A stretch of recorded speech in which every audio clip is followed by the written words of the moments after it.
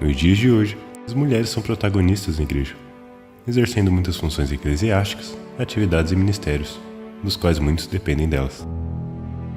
Mas por que o apóstolo Paulo em 1 Coríntios capítulo 14, versículo 34, diz que as mulheres devem permanecer caladas na igreja? Em qual contexto isso foi concebido? Você está no Mistérios da Fé.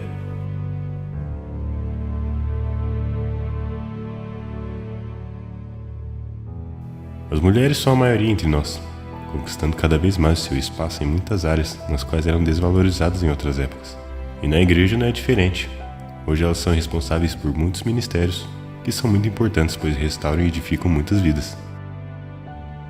Mas por que certas passagens bíblicas, como a de Coríntios capítulo 14, versículo 34, restringem as mulheres na igreja?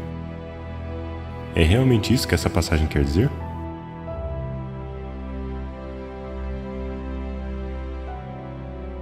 Antes de tudo, devemos lembrar que a mulher de forma alguma é inferiorizada na Bíblia.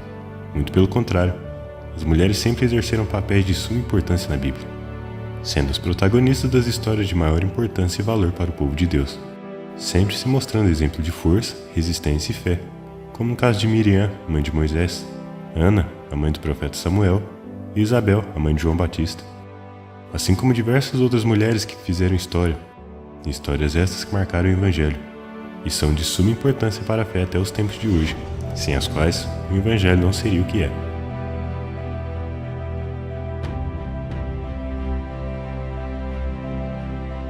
Mas e quanto à restrição impostas a elas pelo apóstolo Paulo em 1 Coríntios capítulo 14, versículo 34? Para entendermos melhor essa questão, devemos saber que no tempo do Novo Testamento, culturalmente quem detinha educação eram os homens. As mulheres raramente sabiam ler, pois a honra delas não estava atrelada a isso, mas sim a cuidar do lar e ser uma boa mãe, e era isso que elas buscavam para suas vidas.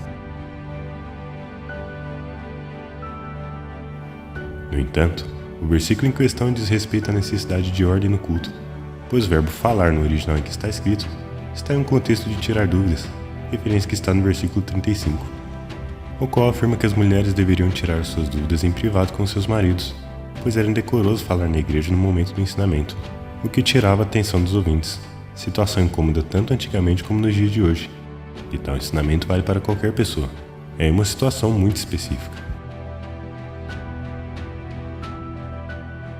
Com isto, não há que se falar em proibição à atividade da mulher na igreja, pois em 1 Coríntios capítulo 11, versículo 5, o próprio apóstolo Paulo estabelece as diretrizes para as mulheres que oram e profetizam, para que exerçam seu ministério da forma correta, assim como foram instruídos os homens da mesma forma.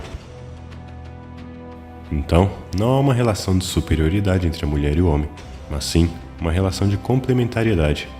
As mulheres possuem seu valor, que para Deus é precioso, e por esse motivo as eximiu de certas funções que deu ao homem, para que elas fossem protegidas, e de forma alguma elas são inferiores por isso.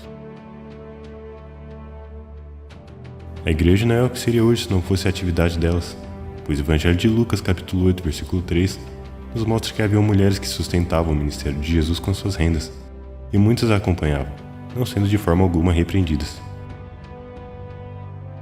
Destaca-se também o livro de Tito, capítulo 2, versículo 3, indicando o dever das mulheres mais experientes em ensinarem as mais novas.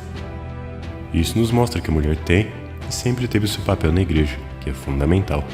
E é um dever, pois Jesus disse: "Ide e pregai o evangelho a toda criatura", atribuindo-nos a todos este dever, sem qualquer distinção, pois independentemente de sexo, somos apenas os canais, mas quem opera a boa obra é Ele.